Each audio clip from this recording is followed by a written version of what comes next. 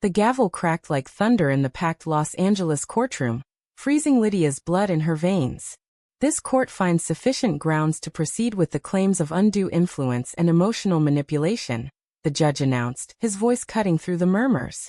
Wren's hand found hers under the table, squeezing so tight it hurt, but neither woman dared look at each other yet, not with the cameras flashing and the 3 oldest daughters sitting rigidly behind them. It had all started 6 months ago with a simple family dinner video that went viral. Sophia, their 22-year-old, had stood up with her sisters Isabella and Olivia, announcing proudly that they were lesbians just like their moms. "We were raised in love and we found our truth here," Sophia had said, her voice steady on the now infamous clip. Within hours the comments turned vicious. By morning, conservative pundits were calling Lydia and Wren recruiters and worse. Lydia's job as a high school counselor vanished overnight. Wren's small catering business lost half its clients. Relatives who had stayed silent for years suddenly reappeared. And worst of all, their biological grandmother from one of the adoptions, Eleanor Hargrove, filed the lawsuit that brought them here today. The accusation? That the 2 women had created an environment that turned 3 of their 5 adopted daughters gay. Now, with the trial underway, every decision felt like walking a tightrope over an abyss. Speak out and risk losing everything in the eyes of the public, or stay silent and betray the very daughters they had fought so hard to raise. Lydia glanced at Wren, whose jaw was set in that familiar stubborn line. They had built this family from nothing, 5 abandoned little girls pulled from foster care over 15 years ago. Each one a miracle of paperwork, sleepless nights and endless love. Sophia had been the first, barely 2, when they brought her home to their modest bungalow in the hills outside Los Angeles. Then Isabella at 3, Olivia at 4. And the younger 2, Harper and Zoe, as toddlers who barely remembered life before the 2 moms who sang them to sleep every night. Back then, the world had seemed kinder. Their friends threw adoption parties. Colleagues sent flowers. Lydia's own mother, though wary at first, eventually warmed to the idea of grandkids. Wren's family in Oregon sent care packages filled with baby clothes. No one asked questions about the 2 women who wore matching rings and finished each other's sentences.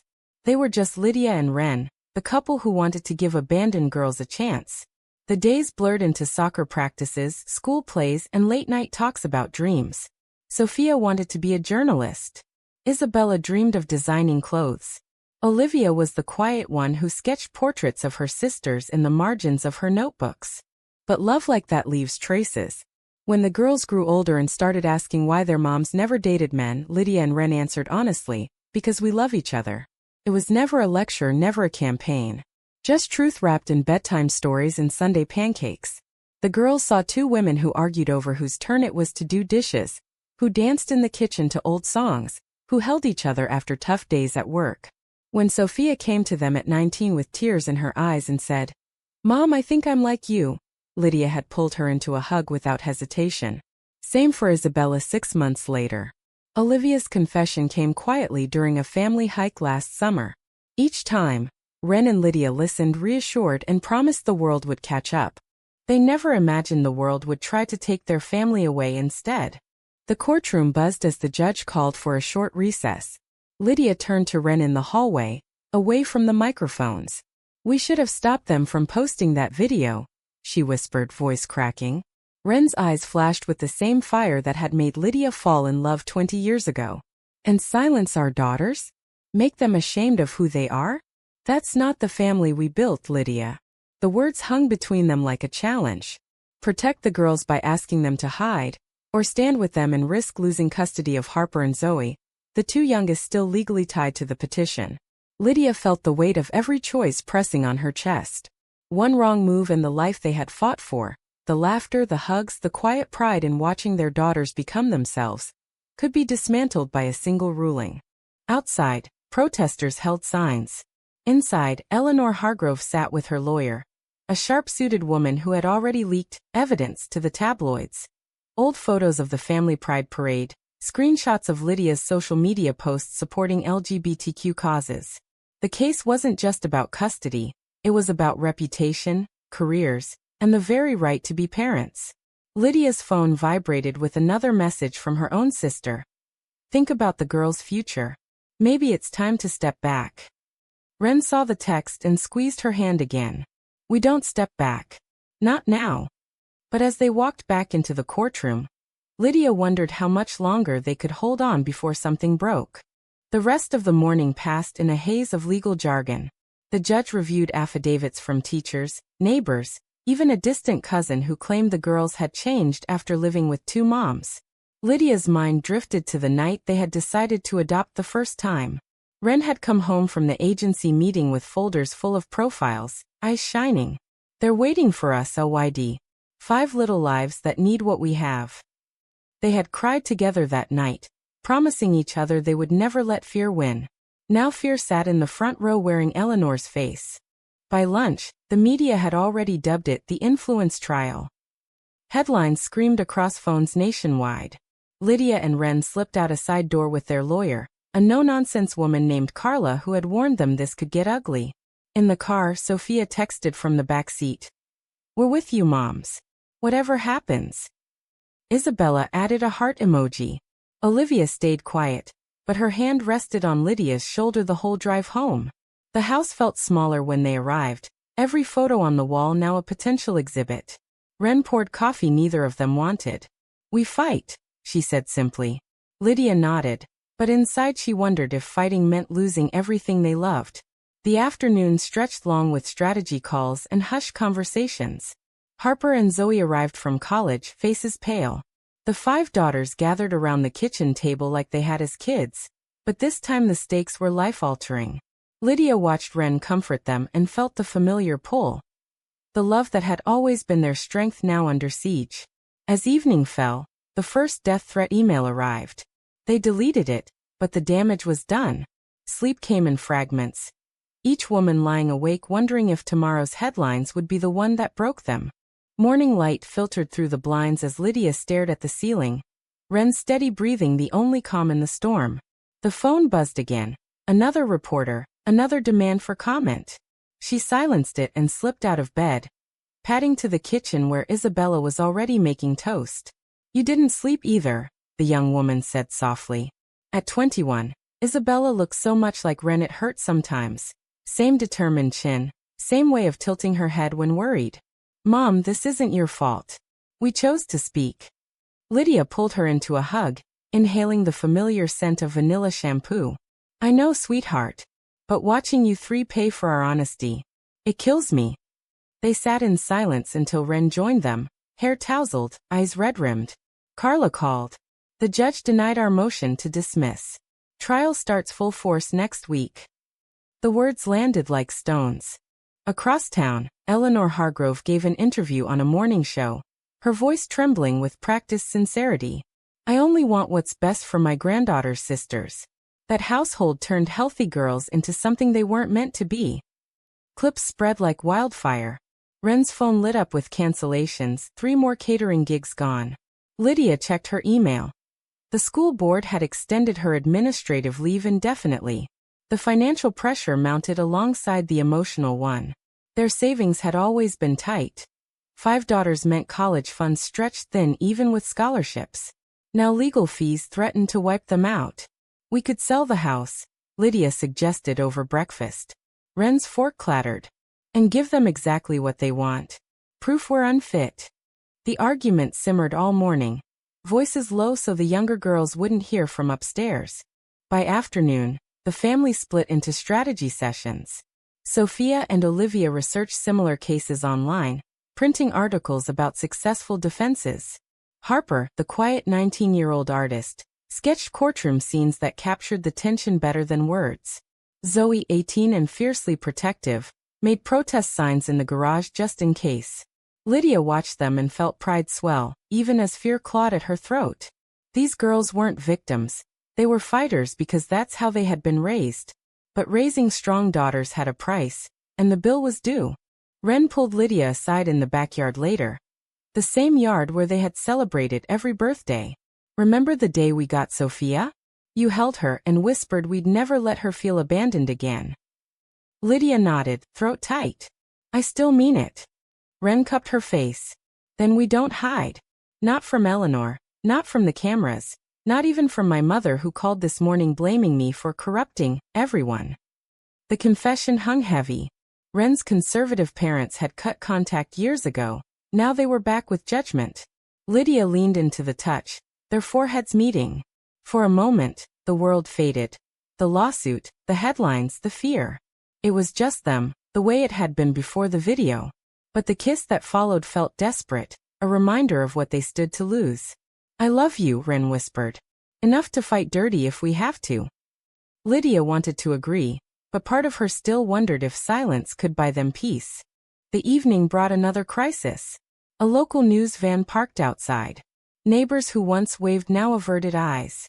Inside, the daughters debated going public again. Sophia wanted a follow-up video. "Let them hear our side." Wren supported it immediately. Lydia hesitated. What if it makes the judge angrier?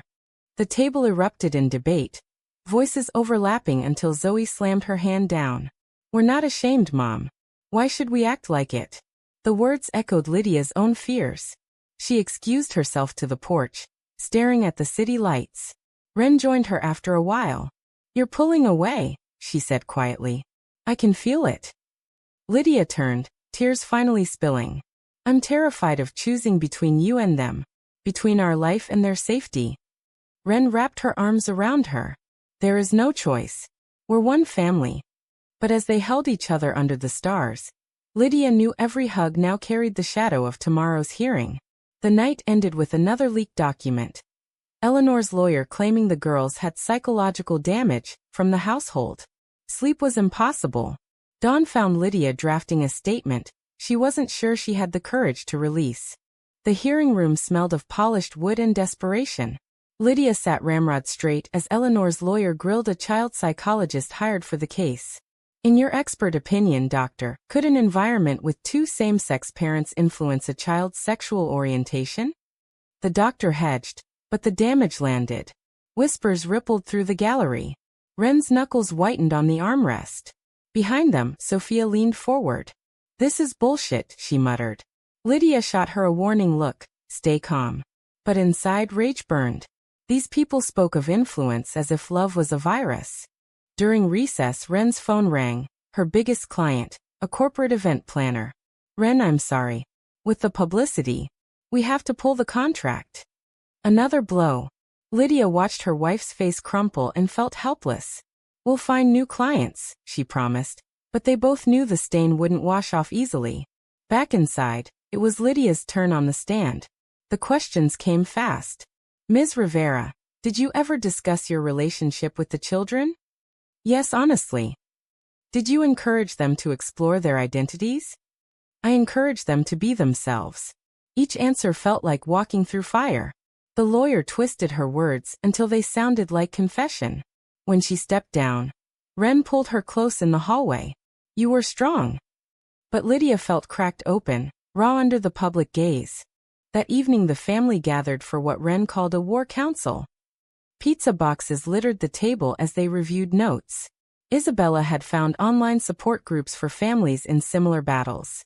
Olivia shared screenshots of supportive messages from strangers. Harper sketched a timeline of the scandal, marking turning points. Zoe researched custody laws late into the night. Lydia watched her daughters and marveled at their resilience. Yet when Wren suggested they attend a small pride vigil downtown, Lydia balked. "It'll look like we're taunting the court." The room went quiet. Sophia spoke first. "Mom, if we hide now, what message does that send us?" The question pierced deep. Wren's eyes met Lydia's across the table, pleading, loving, frustrated. "We can't let fear run us," Wren said softly. Lydia nodded reluctantly, but doubt lingered. The vigil was small but intense. Cameras followed them anyway. Lydia held Wren's hand tightly as speakers shared stories. Their daughters stood tall beside them. For a few hours, the world felt less hostile. On the drive home, Wren squeezed her thigh. "See, we needed this." Lydia wanted to believe it.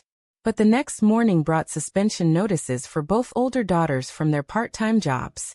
The harassment had started, online trolls, then real-world stares. Olivia came home with a black eye from a confrontation at her coffee shop. Wren iced it while Lydia paced. "This is on us," she whispered later in bed. Wren turned to her. "No. This is on them. We raised honest women. Their lovemaking that night was gentle, reaffirming, but the worry never left. By dawn, another decision loomed. Whether to accept a major network interview. Wren wanted yes. Lydia feared no. The argument lasted until sunrise. Voices rising then falling into exhausted silence. They chose to sleep on it. But Lydia lay awake wondering how many more nights they had left together before the court decided for them. The interview aired on a Friday night primetime. Lydia and Wren sat side by side on the studio couch, daughters watching from home. We didn't recruit anyone, Wren said calmly into the camera. We simply loved our children enough to let them be honest.